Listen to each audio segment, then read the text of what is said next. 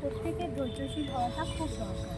কারণ আমরা যদি ধৈর্যশীল না হই তাহলে আমাদের ভেতরের যে শক্তি আছে সেটা কতটা জাগ্রত হয়েছে সেটা আমরা বুঝতে পারবো না। একটা ছোট্ট উদাহরণ দিই, যেমন জীবনে আমরা যখন কিছু পাই না তখন আমরা কী করি, ভাবি কিছু পেলাম না।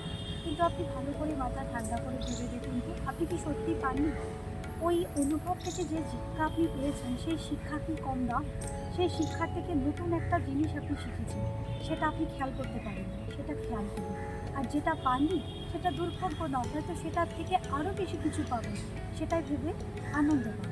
এর থেকে একটা জিনিস শেখা যায়, যেটা আমরা কিছু পাই সেটা ঈশ্বরের কৃপা, আর যেটা না পাই সেটা ইচ্ছা। তাই যেটা না পাই তা নিয়ে কষ্ট পেয়ে লাভ নেই, সেটা কেন পাইনি সেটা ভাবুন এবং আনন্দ করুন। ভালো থাকুন, সুস্থ থাকুন। রাধে রাধে।